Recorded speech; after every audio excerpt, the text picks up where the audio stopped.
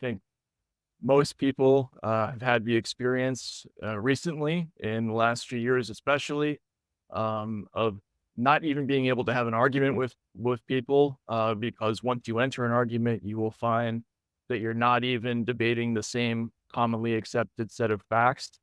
And this has a lot to do with changes in the structure of the business of the news media. In my lifetime, in the course of the 30 years I've spent in this job, the core commercial strategy of the news media has changed dramatically.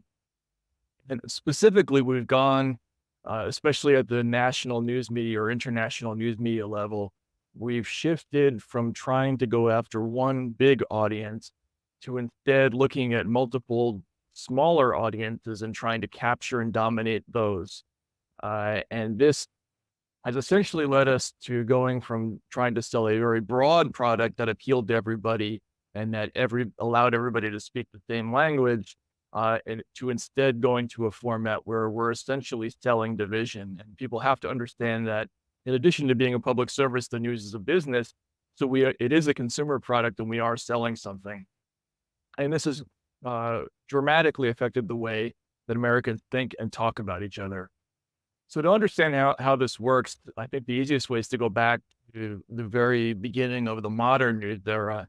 Ironically, before the advent of modern technology and the printing press, mass national newspapers, and broadcast media, we had a system that was actually closer to what we have now, that was more atomized. But with the advent of newspapers and radio in the 20s, we shifted to something new.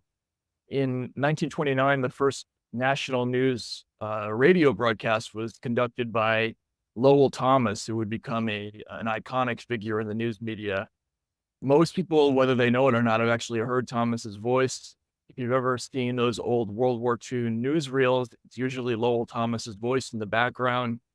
He became very famous as a newsreader, and his national news radio program on CBS became instantly extremely popular. And Thomas, who had a theatrical background and who had done one-man performances, instantly realized that there was the enormous commercial potential in what he was doing, because he was getting all this mail and he was understanding how the audience was reacting to him.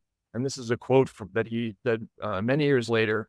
He said, "I discovered quickly that my evening program was a perfect way to make listeners angry. You could step on millions of toes at the same time.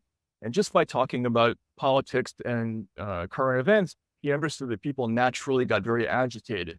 And he wanted to take advantage of that. In fact, he was so excited about this that he just thought about publishing a book that he wanted to call Making Millions Angry. But the sponsors of CBS's radio program really hated that approach. In fact, one of his main sponsors and one of the main sponsors of the show, which is a magazine called the Literary Digest, ordered him to avoid that approach entirely and to instead, quote, play things down the middle.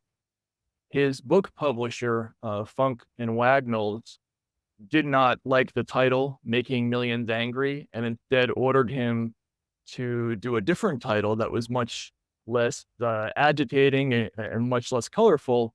They ordered him to call it just Fan Mail.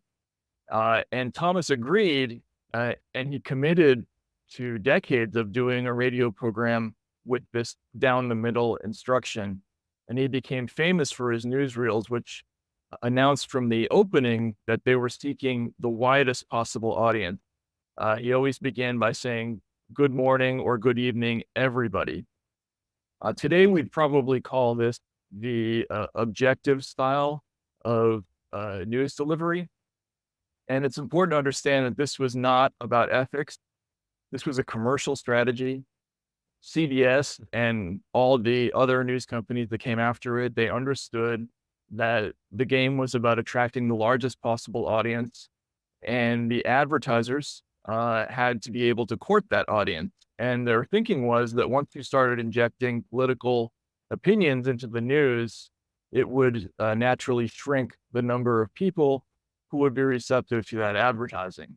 So they cut out the politicizing, they cut out the slant, and this would become the template for news for about 50 years. News anchors from Lowell Thomas through people like Dan Rather and Jessica Savage, decades later, they learned to deliver the news in a monotonal, reserved voice. Print journalism, which is the business I went into, the standard format was to write in an even, unemotional, detached, third person voice.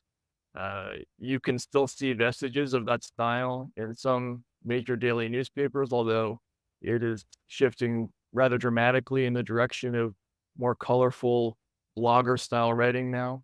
But for about half a century, the standard was unemotional, detached, even delivery. But beginning in the 80s and the early 90s, which was coincidentally about the time that I started entering the news. Incidentally, I come from a family of journalists. My father was a television reporter and had been in the business since he was 18 years old. So I grew up in the news media. And even before I entered the job, I had watched some of these changes happening.